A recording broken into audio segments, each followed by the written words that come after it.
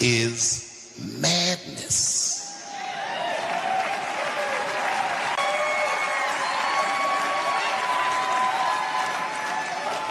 But here's what I think. Somehow this country went on. In 1910, I narrowed it down to a specific dude. It has something to do, and think about what I say later, not now. It has something to do with Jack Johnson. Jack Johnson was the first black heavyweight champion of the world. And the heavyweight championship, to this day, is the most prestigious title in sports.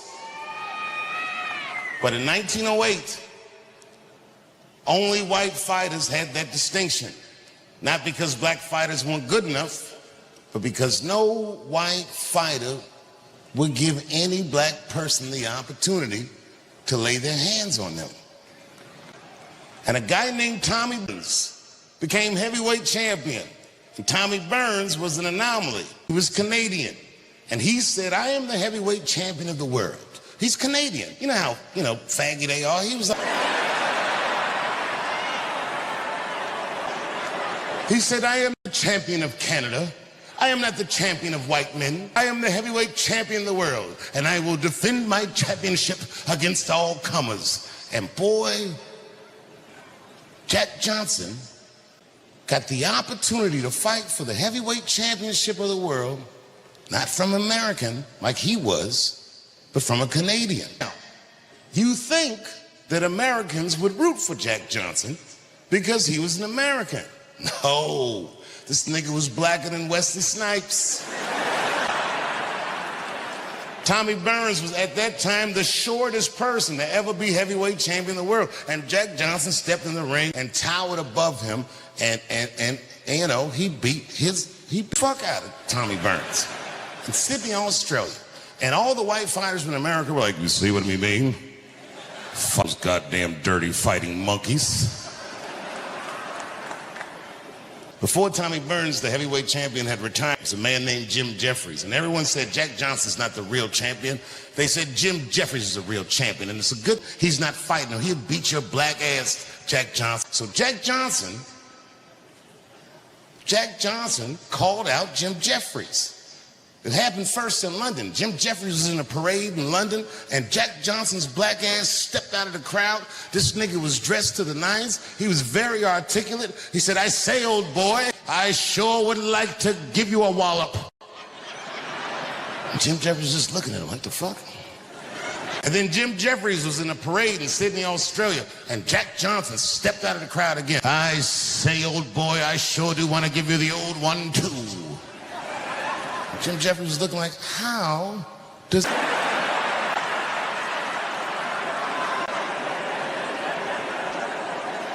Again, it's 1910.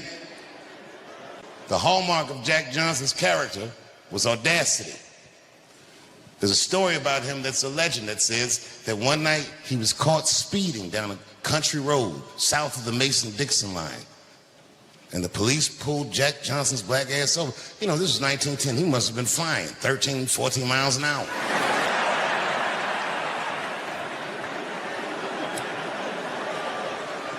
The police stopped him.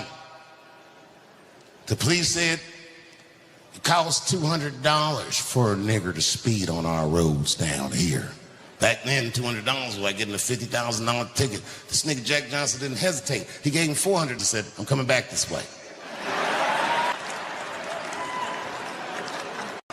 After months of persistence, Jim Jeffries relented, and Jack Johnson defended his title against Jim Jeffries on the 4th of July. This is where the phrase, the Great White Hope, came from.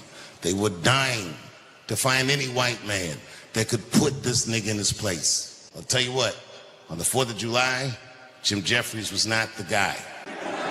Johnson fucked his ass up. And Jack Johnson did what they call in boxing, carried the fight, which means he could have knocked him out in the early rounds, but he didn't want to die. He wanted to make it look good. But when he got sick of it, because back then it wasn't no like 15-round fights, niggas just fought till they couldn't fight anymore. When Jack Johnson got bored,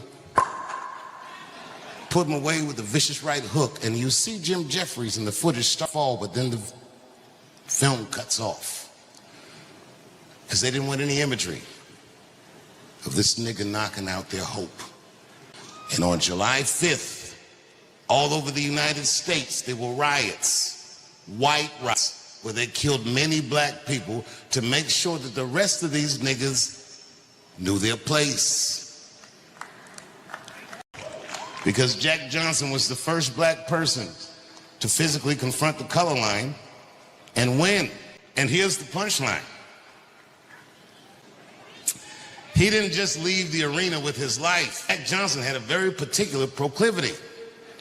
He left the arena with his life and a white. Let's talk about it. You see, Jack Johnson loved fucking white women, almotively. He would fuck women. And man, the audacity of this nigga beating white men up and fucking their bitches. The black boxer was elated. And every black fighter celebrated Jack Johnson. And they came to Jack Johnson, they said, Jack, congratulations, can I title fight? And Jack Johnson, just like his white predecessors said, well, I don't fight black fighters. I'm in the business of beating up white guys and their bitches. And one after another, they lined up the great white hoax, and Jack Johnson would vanquish them all. In fact, it took an act of Congress to stop him. Congressman named Mann from Illinois came up with an act called the Mann Act. The Mann Act is the law that says it's illegal to take a woman across state lines for the purposes of debauchery. And my line of work, gotta know shit like that. Jack Johnson got tried, prosecuted, convicted of the Mann Act, fled the country, was on the run for years, and it ruined his life. And then finally in 1946, he died in the United States in a car crash. But before he died, this is one of my favorite quotes that any American ever said. He said, I risked everything for my pleasure.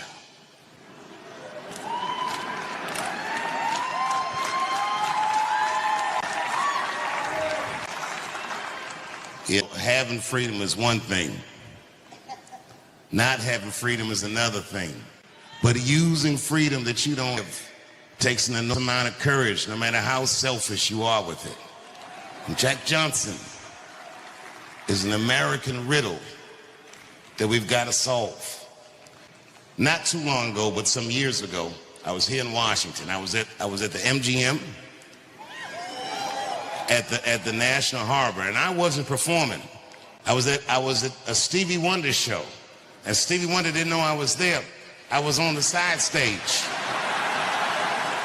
I got there late. He was already doing the show, and this was a very special night. It was the night before Aretha Franklin's funeral. And Aretha Franklin was a very special person. The first time I ever played Radio City, she gave me a job as her old act. Mean boss, but great artist. And Steve was on stage killing it.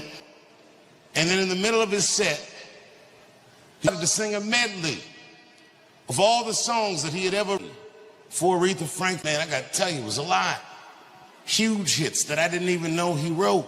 And the crowd was grooving and celebrating her life. And just suddenly, in the middle of it, Stevie broke down crying, put his head down on the piano, and I could hear him sob. And I was drunk. And it hurts a man to hear another man cry. And I didn't even think about it. I was like, I must go to him. And I just walked out on stage. And you know, it's home. Like, when I saw me, they started. But Stevie didn't know it was me. That nigga was looking like that falcon.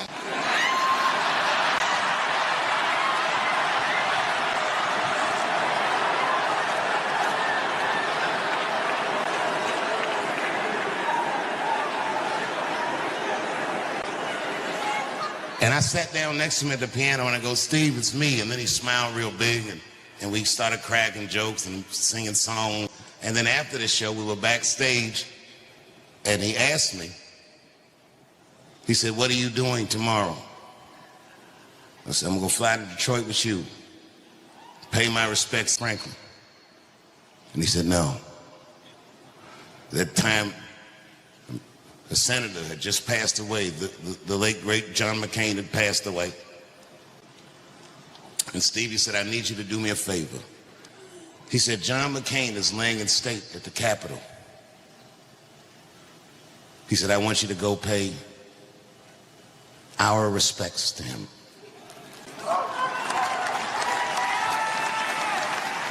And I said, nigga, I would much rather go to Detroit with you.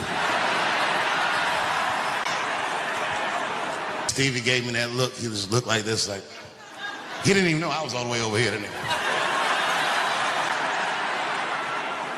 It's like, the next day I went to the Capitol. I don't do this for anyone but Stevie Wonder. He can tell me to do anything within reason. The only thing he's told me to do that I won't do is stop smoking.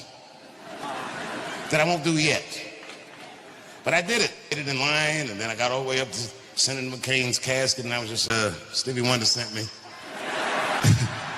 Goodbye, nigga. And I just walked. That's what he wanted us. I did it.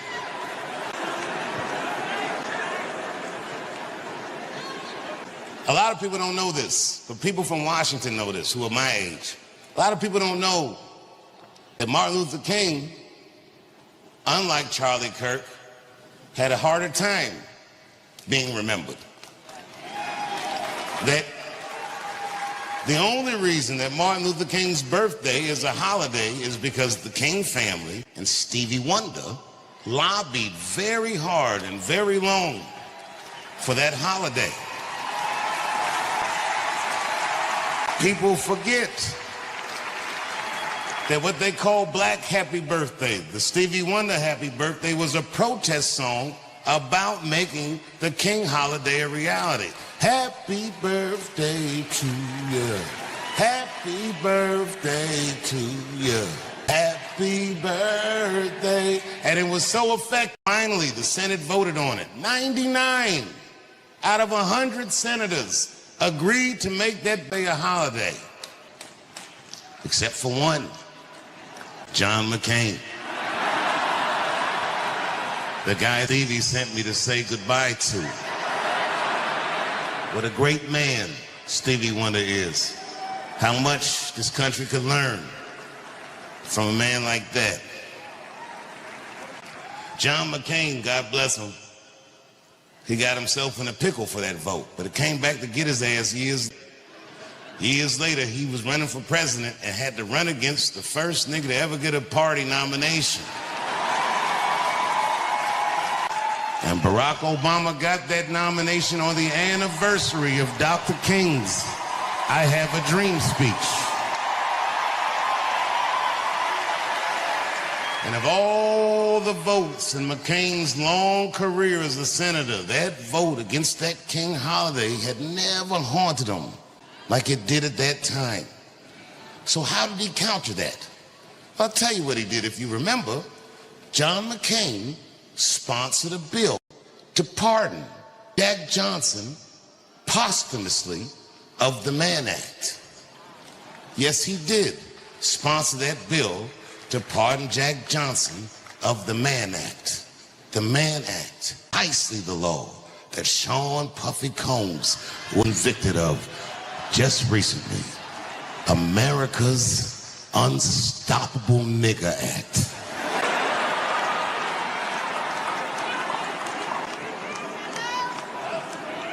Yeah, something else was going on. I don't know. Are you guys bored? Okay, I'm gonna keep going. There's more.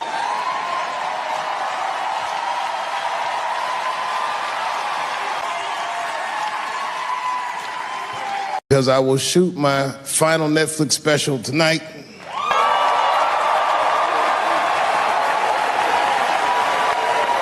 That's right. And after this shit, it's time to make America wait again. I've done too well. You know, if you black in show business and do too well, it's scary, nigga. Like, you gotta get the fuck out of the casino while the getting's good, while you're still winning. If you don't walk away from the table, that's how niggas get Kevin Harted. You already know. That's my man. I'm just saying, if he got a sex tape out, well, it's just a matter of time for me.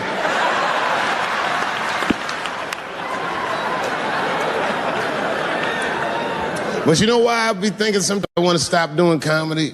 And you know, I don't want to sound like a braggart saying this, but the real reason I want to stop is because I'm too goddamn good at it. I'm dope, nigga. No, I'm not even exaggerating. It's not exciting. Every night before I come out on stage, I'll be backstage like, I'm sure this is gonna go well. And it always does.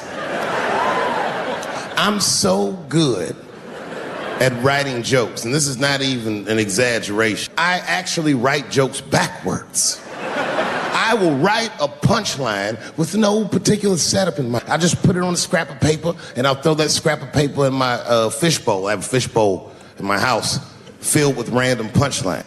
And every once in a while, I'll shake the bowl, and I'll dig in there and just pull one out and see if I can make that shit work. And I picked one for this special. It's not an easy punchline to pull off.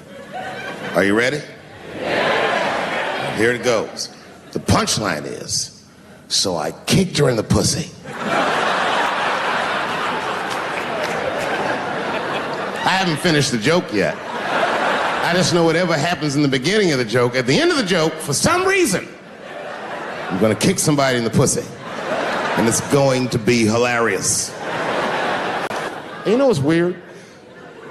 I've always been this talented. I can't remember a time when I wasn't.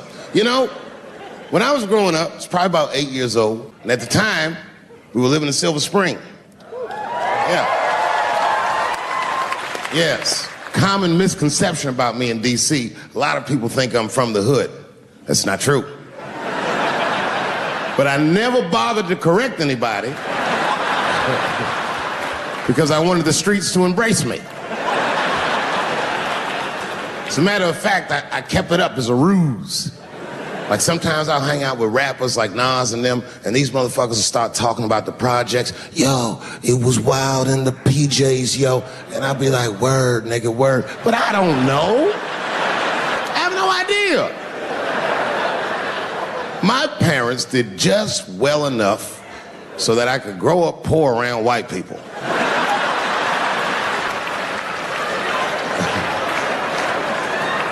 And to be honest, when Nas and them talk about the projects, nigga, I used to get jealous because it sounded fun. Everybody in the projects was poor, and that's fair. But if you were poor in Silver Spring, nigga, it felt like it was only happening to you. Nas does not know the pain of that first sleepover at a white friend's house. And you come back home on Sunday and just look at your parents like, y'all need to step your game up. Everything in Timmy's house works. Remember the first time you saw that? In a cold winter, and to be at a white friend's house and see the motherfuckers in their living room without their coats on?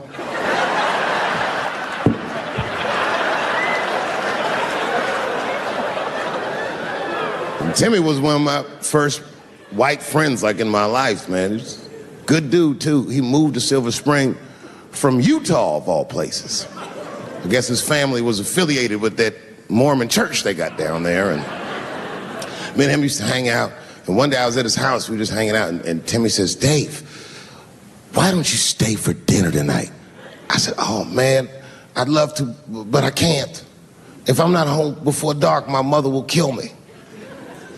That was a lie. My mother had several jobs. I hadn't seen her in like 3 or 4 days. And the only reason I lied to Timmy was because at that point in my life, it was my experience that white dinner wasn't delicious.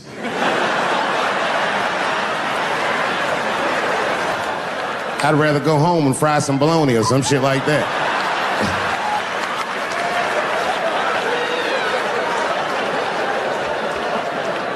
But then old Timmy threw me a curveball I wasn't expecting. He said, "Well, it's too bad you can't stay, Dave, because Mom made stovetop stuffing." I said, "What the fuck? Stovetop?" Well, hold on, nigga. Let me make some phone calls real quick.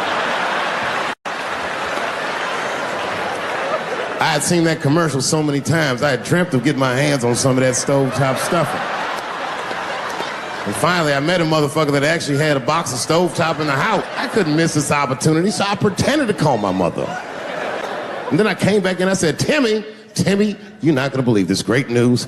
Mom said I can." He said, "Fantastic." He said, "Why don't you come with me and we'll help set the table and then we can say the blessing."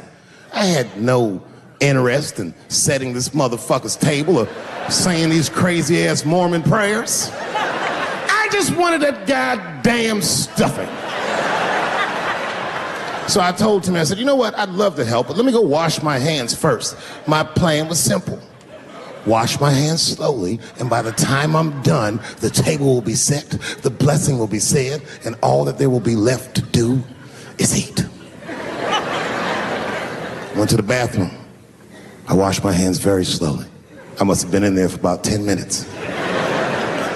And suddenly, one of his mothers came to the door.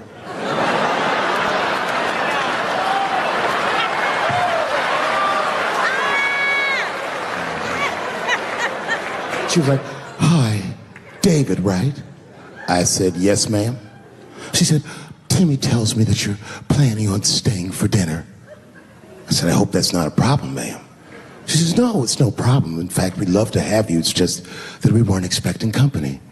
And I'm afraid there's not enough stovetop stuffing for everybody." So I kicked her in the pussy.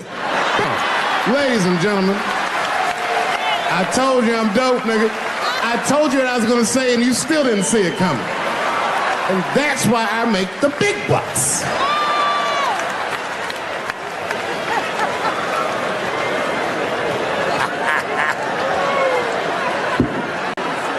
Oh my God. But there's a more important reason that I would stop doing comedy right now. And this reason is the real reason that's been percolating, and it really is the crowd, not you. I'm talking about the crowd on the big stage. It's too hard to entertain a country whose ears are so brittle. Motherfuckers are so sensitive, the whole country is turned into bitch-ass niggas.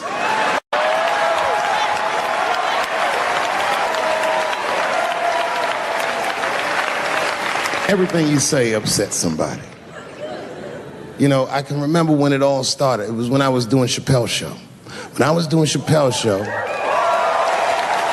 I used to do the show, and then on the weekends I do like concerts and shit like that. So I'm doing a concert, and there was a couple in the front row, beautiful couple. The wife was obviously Asian. You could see it in her face.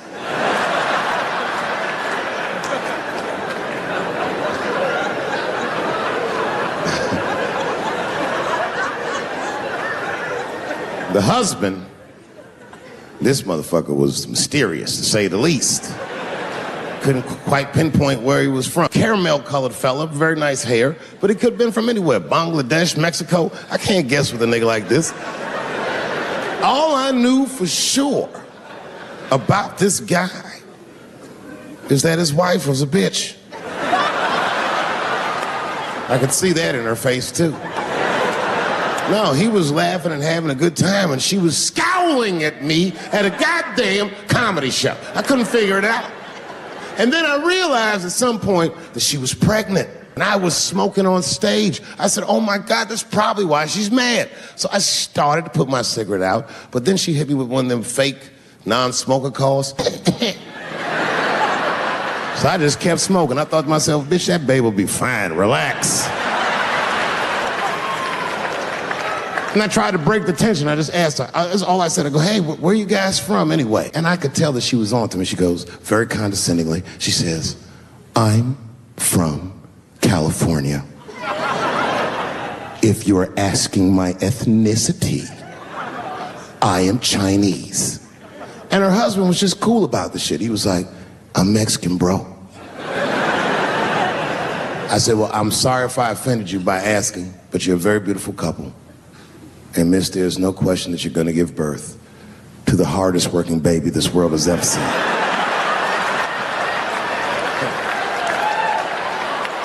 That's not a bad joke. She got very upset. She got up to leave immediately, but she didn't just leave. She had to take one last dig at me on the way out. I will never buy one of your fucking DVDs again, Dave Chappelle. I said, ma'am, with all due respect, Chinese people don't buy DVDs.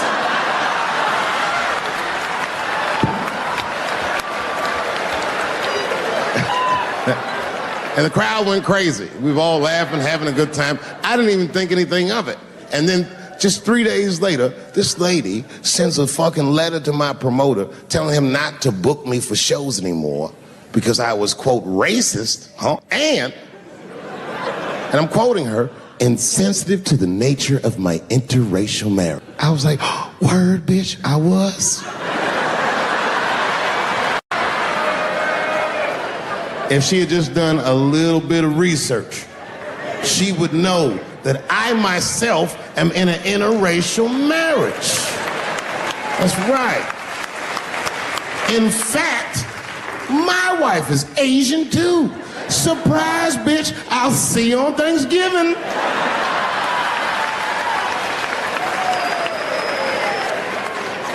But my wife's not Chinese. She's Filipino. That's right. And our kids are Puerto Rican somehow, so there you go. But I don't give a fuck about interracial marriage. In fact, you know what? My mother is half white. A lot of people don't know that. Well, all right, you were a little too excited, but okay. A lot of people don't believe me when I say that, but it's true. You can't tell looking at me, but if I grew my hair out, you would think you was at a fucking Cat Williams concert. My shit is beautiful. But motherfuckers are just taking it too far. I don't know why or how everybody got this goddamn sensitive. You know who hates me the most? The transgender community. Oh yeah, these motherfuckers. I mean, I didn't realize how bad it was. These motherfuckers, I was really mad about that last Netflix special.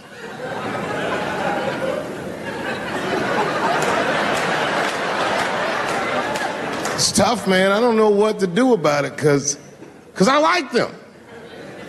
I always have. Never had a problem with them. You know, just fucking around.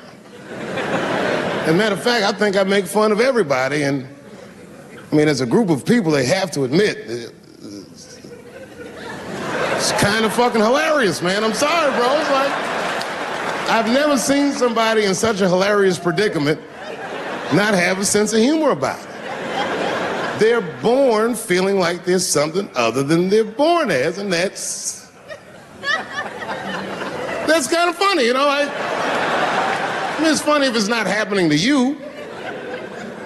It's like that white black bitch that's in the news all the time.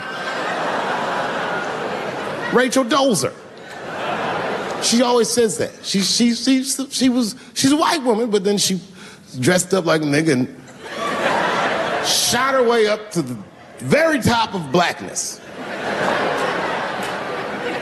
And I always wanted to meet her just so I could understand. I just wanted to like have dinner with her so I could just look in her eyes and call her a nigger to her face. The fuck is that bitch talking about? I identify black. That is trans talk, ladies. Stop biting. Stop biting. There's a big difference between her and a trans. The difference between her and a trans is I believe transgenders. I don't understand them either, but I know they mean what they say. Them niggas cut their dicks off. That's all the proof I need. I've never seen somebody just throw their dick away. Don't need it.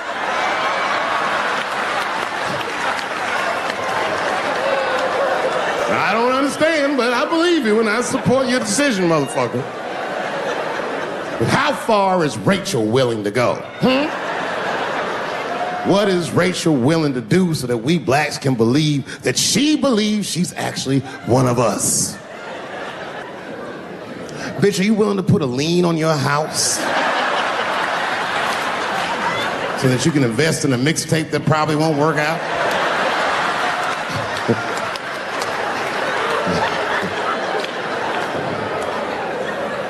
She didn't even change her name. Didn't even change her name. Her name is Rachel. I can't believe in that name. If you want my support, you're gonna have to change your name to the blackest shit I've ever heard. Bitch, you're gonna have to change your name to Draymond Green. I don't know a blacker name than that. That shit is black on paper. If you type Draymond Green into Airbnb, that shit will log off automatically.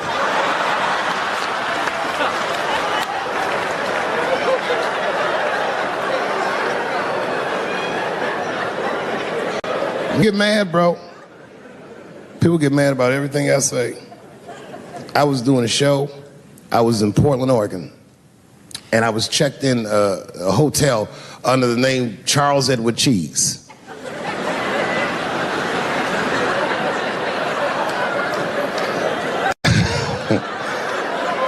I came back to my room late at night, and there was a note. It was like a letter on my desk. It was addressed to Mr. Cheese. So obviously, I'm going to assume that whoever wrote this letter must be an intimate friend. This is not some kind of name that a person would just guess. But then I open the letter, and it turns out I don't know this person at all. It's a fan letter. You know, I'm not even used to the idea that I have fans, but I'm grateful for it. And even though I'm grateful for fans, I don't read those letters. It'd be nice if I did, but realistically, it's like, what am I, Santa Claus, nigga? I don't have time for this. Like, got shit I want to do. I'm trying to chill. Read all these dreams and wishes from strangers. But I read it. I'd already opened it. So I just read the whole letter. And you know what, man? Whoever wrote this letter truly loves me.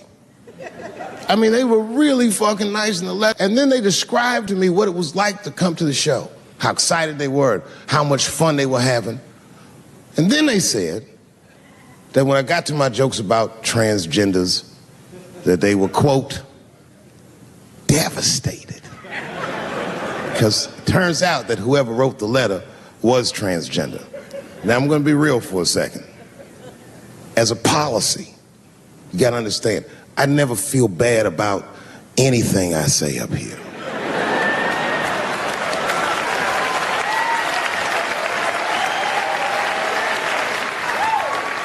And I would never admit this to you if I hadn't locked your phones up. But it was the weirdest thing. Like, when I read this letter, the shit made me feel bad. I didn't feel bad about what I said, you understand? I felt bad that I made somebody else feel bad. To be honest, I don't even know what I said that upset that person. I have so many transgender jokes.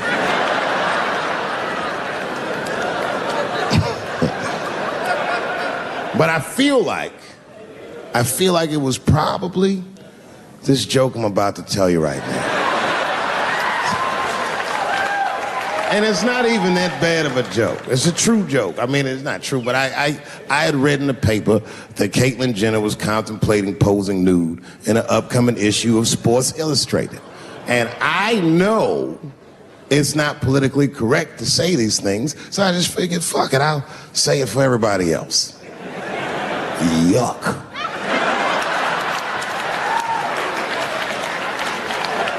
You know, sometimes I just want to read some stats. I don't know why you're going to cram some man pussy in the middle of the sports page like this. I just didn't think that was the place for it. But I wasn't saying anything like Caitlyn Jenner's a bad person. I'm not mad at her for doing it. I'm not even mad at Sports Illustrated. If I'm mad at somebody, I'm probably just mad at myself. You understand? Because deep down, I know that I am not strong enough to not look at those pictures.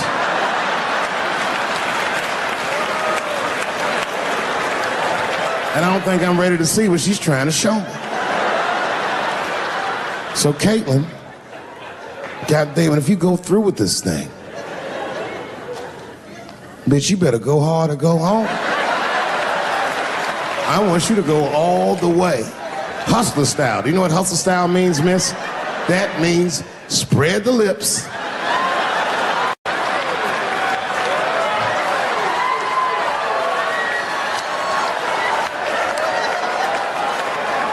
I hope she spreads her lips, itty bitty dick inside. Ah! The chef is behind the curtains.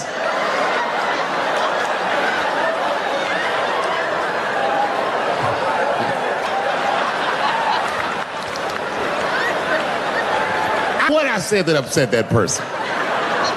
But I'm gonna tell you something.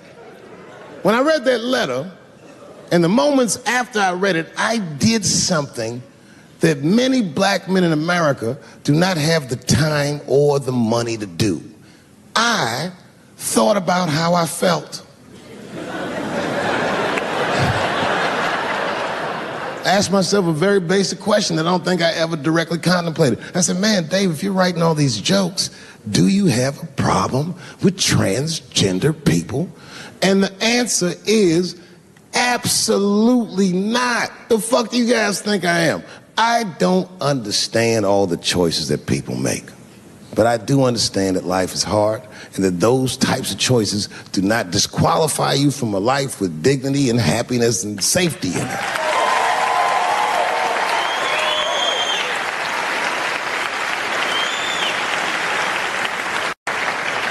But if I'm honest,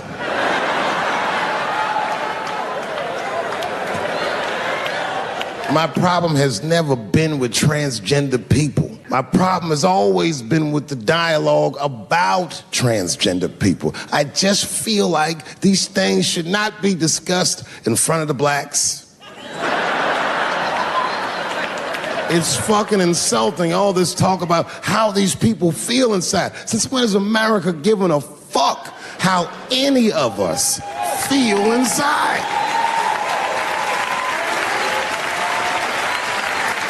And I cannot shake this awful suspicion that the only reason everybody is talking about transgenders is because white men want to do it. That's right. I just said that. If it was just women that felt that way, or black dudes and Mexican dudes being like, hey, y'all, we feel like girls inside, they'd be like, shut up, nigger. No one asked you how you felt. Come on, everybody, we have strawberries to pick. It reeks of white privilege. You never asked yourself why it was easier for Bruce Jenner to change his gender than it was for Cassius Clay to change his fucking name?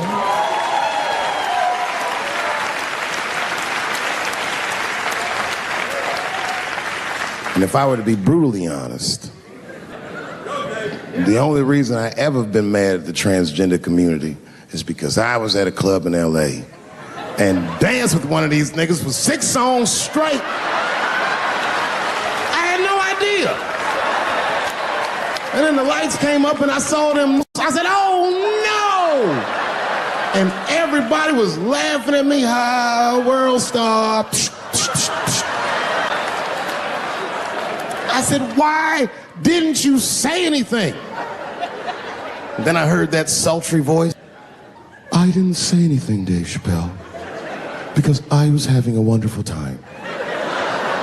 And I wasn't sure how you'd feel about it. I said, you knew how I'd feel. And she said, I'm going home. I don't want any trouble from you. I said, home? It's only 2 songs left. I mean, we might as well finish the night. And we ended up having breakfast together. Oh, grow up. That doesn't make me gay. I just titty fucked her. His titties are as real as any titties in L.A.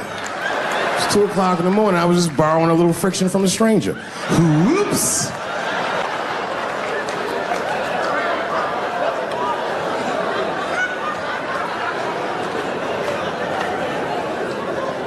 It's the madness of youth.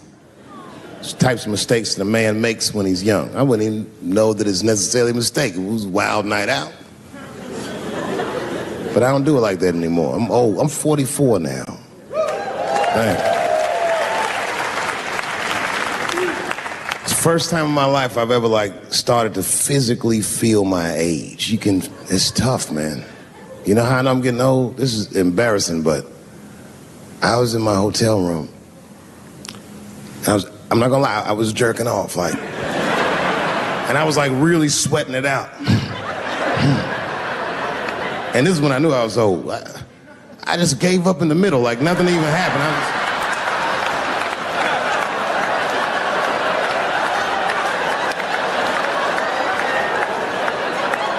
I don't like looking at my dick anymore. My dick looks distinguished. It's old, an old looking dick. It's got salt and pepper hair all around it. My dick looks like Morgan Freeman in the 90s.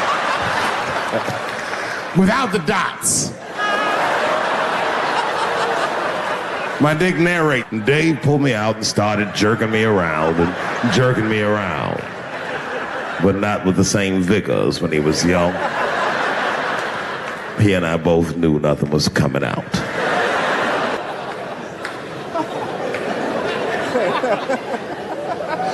I see my age in my children. I came home from the road. This is not long ago. I've been gone for, if you can picture, I was gone for weeks and weeks. And when I came back, nobody was home. Now, one person in my family thought that maybe I'd like to see them when I got back. They knew when I was coming back, but they just weren't home. And that shit was a wake-up call. You know, when my kids were little and the tour bus would pull up to the house, these motherfuckers would spill out. Dad is home, hooray! And they'd hug me and kiss me, and then as the years went on, they'd get less interested. Hey, everybody, look, it's Mr. Promises back from the road.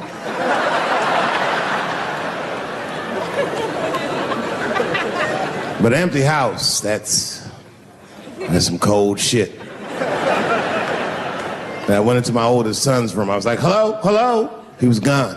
And I'd never done this to him before, but for some reason I just did it. I just looked through his shit. Just to see who this motherfucker was becoming. And I found these notebooks and I started going through the notebooks and it was all this wonderful poetry in them. Written as his handwriting. I didn't even know this nigga wrote poems. And then I looked through his drawers and I opened up his middle drawer and I found this rolling paper. And I looked down at them papers like, oh, that's where that poetry's coming from.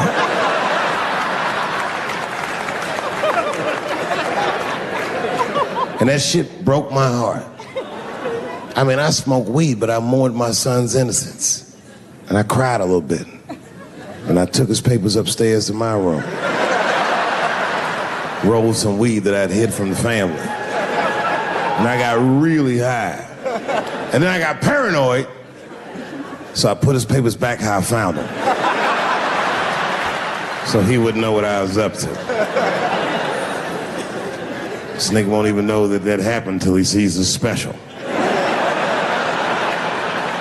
Yeah, nigga, I found your papers. He's a cold motherfucker. Let me tell you, this kid is only 16 years old. Listen to what he did to me. This motherfucker calls me up in the middle of the night. It was 1 o'clock in the morning. He goes, Dad, don't be mad. I knew something was terribly wrong. I said, what's going on? He said, look, I'm fine. And don't forget, you told me to do this. I'm at a party, and my designated driver had too much to drink. And me and my friends need you to come pick us up. I said, Jesus Christ, it's 1 o'clock in the morning, nigga. I am shit-faced.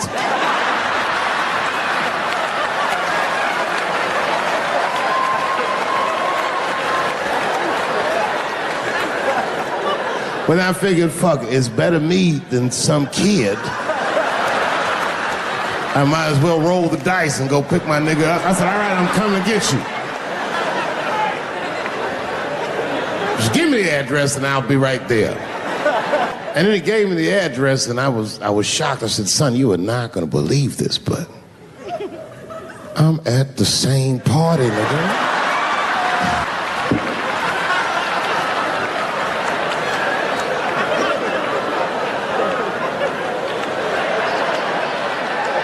They grow up fast, don't they? Can I ask you a weird question? I don't want to make you feel uncomfortable. You don't have to answer it, and if it doesn't go well, we'll just edit it out anyway. Is it weird to be the only white people in a row?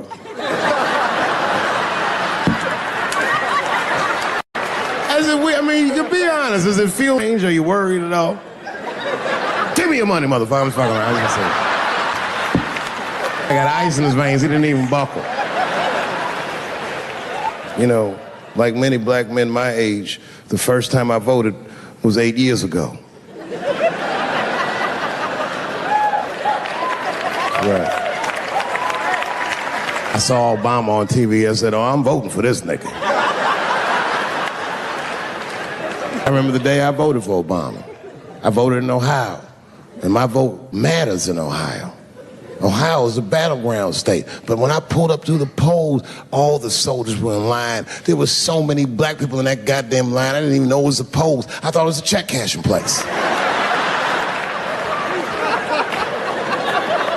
We were hugging each other, and old people were singing hymns and spirituals and shit. It was like the OJ verdict times 10 or some shit. I've never seen black people that happy. 8 years later, I'm pulling up to the polls again. This time I'm driving a brand new Porsche because the Obama years were very good to me.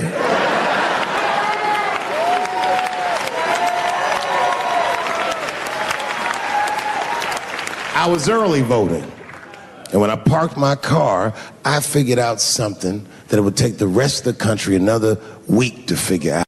I understood that Donald Trump was going to be our next president because in Ohio, unlike D.C., you could see the results in the parking lot. Saw these goddamn pickup trucks and tractors and shit.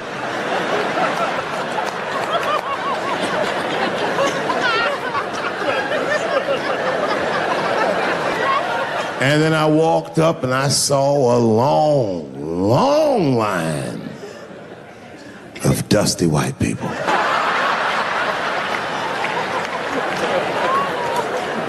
Yes, ladies and gentlemen, these were the poor whites. And I must tell you, I've never had a problem with white people ever in my life. But full disclosure, the poor whites are my least favorites. We've gotten a lot of trouble out of them. And I've never seen so many of them up close. I looked them right in their coal-smeared faces. And to my surprise, you know what I didn't see? I didn't see one deplorable face in that group. I saw some angry faces and some determined faces, but they felt like decent folk. No, they did. In fact, I'm not even lying, and I didn't sound fucked up, but I felt sorry for them. I know the game now. I know that rich white people call poor white people trash. And the only reason I know that is because I made so much money last year, the rich whites told me they say it at a cocktail party. And I'm not with that shit. And I stood with them in line like all of us Americans are required to do in a democracy. Nobody skips the line to vote. And I listened to them. I listened to them say naive, poor white people things. Man, Donald Trump's gonna go to Washington and he's gonna fight for us. I'm standing there thinking to my mind, you dumb motherfucker.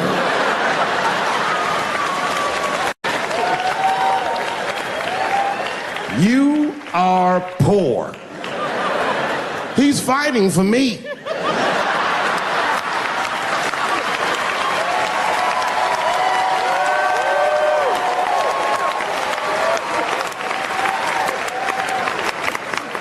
And they all looked at me. They could tell who I was voting for just as easily as I could tell who they were voting for. But do you guys know what we all had in common? Not one of us, not a single one of us, look like we felt good about what we had to do in that booth. We were just doing our goddamn duty. Yes, I voted for Hillary Clinton. Of course I did. I voted for her because I liked what she said vastly better than I liked what he said. But to be honest with you, at that point, that shit was like watching Darth Vader do the I Have a Dream speech. That bitch is mean as hell. She'd already Karate Kid swept Bernie Sanders' legs from underneath. Boy, it was hard voting for that shit. But it was the lesser of the evils. I know you were a Clinton supporter, Miss I. I'm sorry to say like that. It didn't feel bad voting for her, but it didn't feel as good as it should have. She was gonna be our first woman president. They were gonna make coins out of this bitch.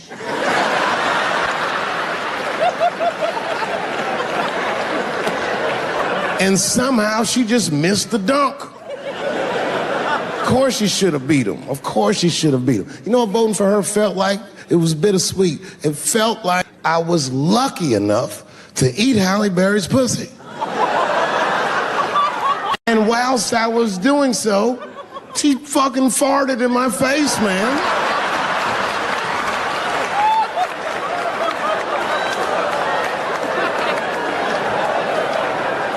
Understand, I'd still do it. But boy, I wish she didn't fart in this great nation's face. I voted that day, and then that same day I flew to New York City at work. That night I was in a comedy club in New York, and I said to an audience almost exactly what I just said to you.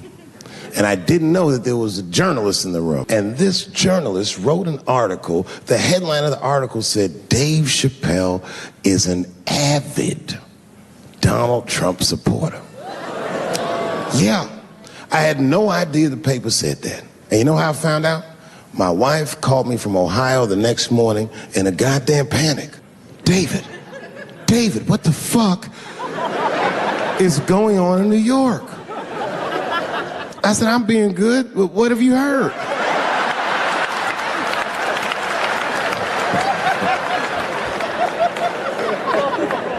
And my wife said, the paper is saying that you're a Donald Trump supporter. I was like, whew.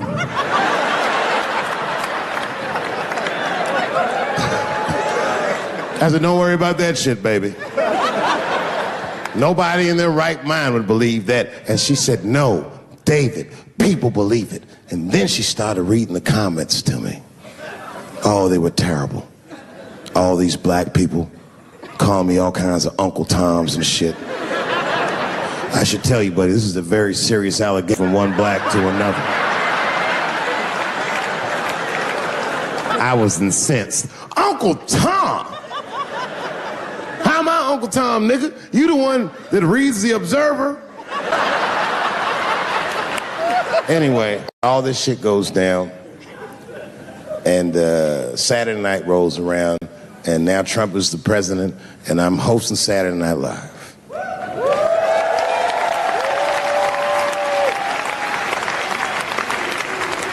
And I didn't really prepare my monologue. I kind of winged it. And at the end of the monologue, I don't even remember what I said. I said something like, fuck it, we're historically disenfranchised, and we're gonna give him something about we're gonna give him a chance if he gives a chance. I don't know what I said, but whatever I said, I really wish I didn't say that shit. It was not worth the trouble. Now I walk into the barbershop and all them black people just be looking at me like, yo, Dave, what's up with your boy? Yo, nigga, yo! Not my boy. Because I don't care if you're a Republican or Democrat, if you support him or not, any objective person is going to have to admit that this motherfucker is having a terrible go of it. It really is.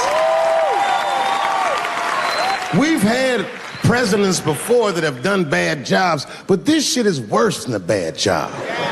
It's scary to watch. Holy shit, it's like seeing a crack pipe in your Uber driver's passenger seat.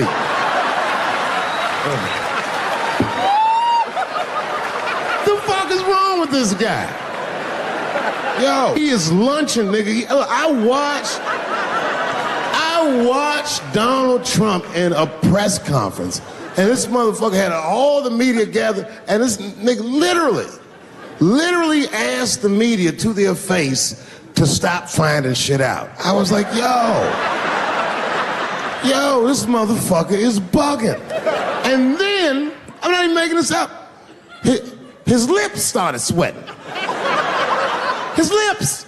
Have you ever seen a motherfucker's lips sweat? What the fuck is wrong with this nigga's lips? It's like if you're on a plane, right? You ever been on a plane? I get scared to fly. I do it all the time. I be scared on there. And sometimes the plane will hit, and then I get nervous. But I always look at the flight attendant, and she looks calm, and it makes me feel calm. But if that bitch's lips were sweating, it's terrifying. Like, yo, nigga, why are your lips sweating? What do you know?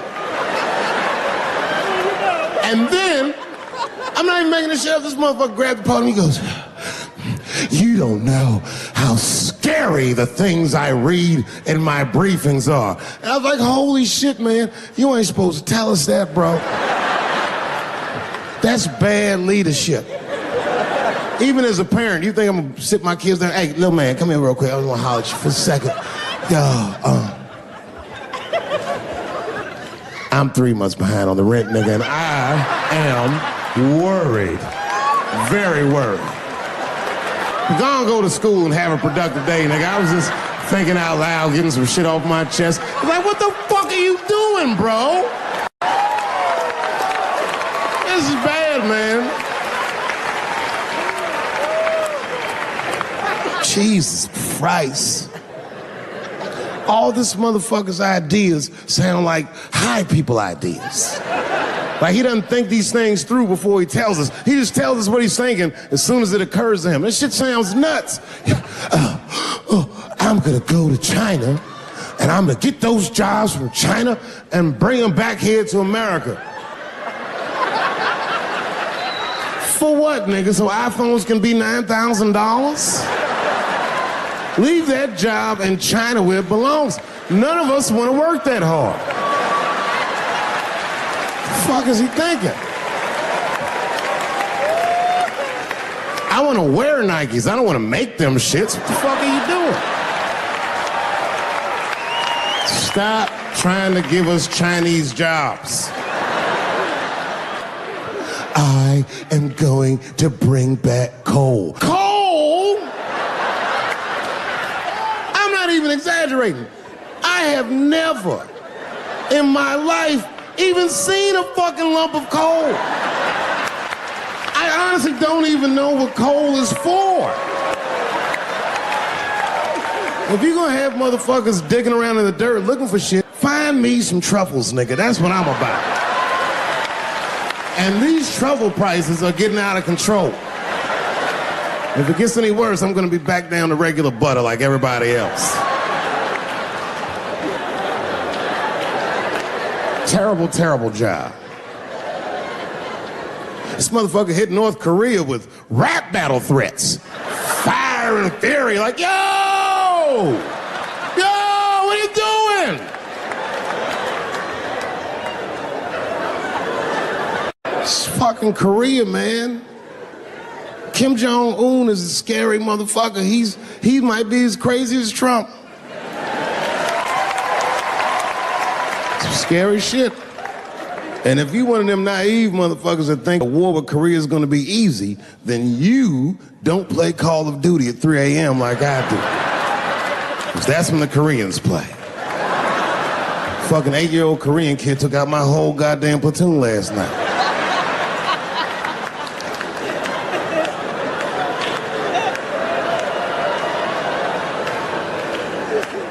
Never seen somebody in the office so high with the most just basic fucking solutions. Like, you know, we should not let any more Muslims in the country till we can figure out what's going on. Did he just say, figure out what's going on? Who doesn't know how to do basic math? Let's count it out, okay? There's been 17 mass shootings in the United States. 4 of them were done by Muslims.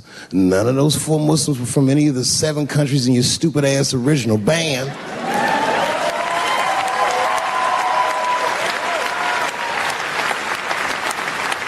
And since he brought it up, the 13 shootings were done by the Tiki Torch whites. These are facts. And you don't see me trying to ban white people from the show to keep the rest of the audience safe. It's a fucking terrible idea. It's mean and it's racist. And most importantly, it would be catastrophic to my bottom line. If there were no white people here tonight, I might leave this bitch with $1,800. This man needs to realize that we all need each other. And that's why we will never, ever be able to beat China. Because everybody in America is racist, and everybody in China is Chinese. This motherfucker called it all wrong. And don't believe the media either, because as all this shit has happened, the media is trying to make us believe that the extremities amongst us are the norms. We can disagree, that's fine. And most of us are keeping a cool head about this shit. You know what I mean? Americans generally respect one another's beliefs, even if they don't share those beliefs. I know I do. I respect everybody's beliefs except Amish people. Because they are the only ones that I can say clearly their God is wrong. The speed limit is 75 miles an hour in Ohio, and one lane of traffic is blocked by a goddamn horse and buggy. Nigga, your God is ridiculous. All the Amish people around my way know me too. Not from television, obviously. They know me from the streets. Because when I see them horse and buggies, I'll pull the Porsche over and talk to them. Ezekiel, are you sure that God doesn't want you to have any of this technology or this energy? Huh? Huh? I can't hear you, nigga. Let me turn this air conditioner off. What did you say? And them niggas be like, get away from me, ye. Ye tried to tempt me like the devil. Devil? Nah, bro. I'm trying to put you on to the game, Zeke. It's a big world out here, nigga. I just went 25 miles in 30 minutes. That's a day's journey for you. You don't even know what the weather's gonna be tomorrow, do you? I do. You don't even know that there's a valuable Pokemon right on your shoulder. Ta-ta! Then I drive away.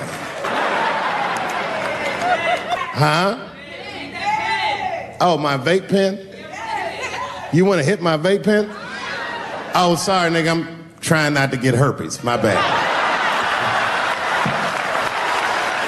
I've been playing cat and mouse with herpes for 30 years now, but every night I go to the club, I'll be like, not tonight, herpes. No disrespect. I'm not saying you have herpes. I'm just saying 1 out of 5 people do. So let's just all be careful around this motherfucker and make sure that we leave with the lips we came with.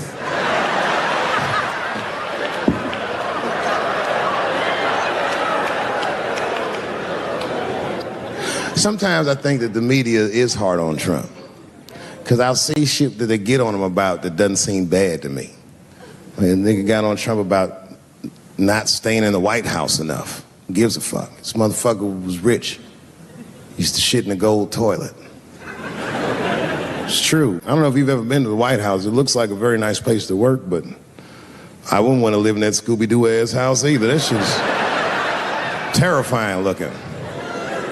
Imagine you trying to jerk off in the crib and Abraham Lincoln's just looking at you like...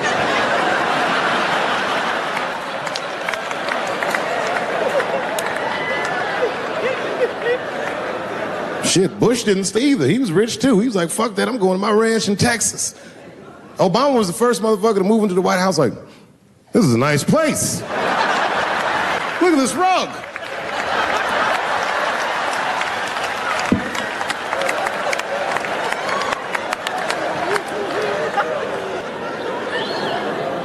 The media got on him about putting Jared Kushner in his cabinet, and I didn't think that that was the worst thing he'd done. I mean, it was still early, and I mean, it's not unprecedented. Kennedy had his brother as the attorney general, right? And this motherfucker's a Washington outsider. To be honest with you, I'd probably do the same thing. As a matter of fact, I do. You think I go to a Hollywood meeting with all them white folks by myself? I bring my nigga Mac Mittens from the streets. I don't even know his real name. Everybody just calls him Mac Mittens. No, he's not qualified to even listen to these meetings, but this motherfucker just makes me feel good. And all the white people look at me like, Dave, do you mind asking your friend Mac Mittens to excuse us so that we can talk business? And I say, fuck that. Anything you say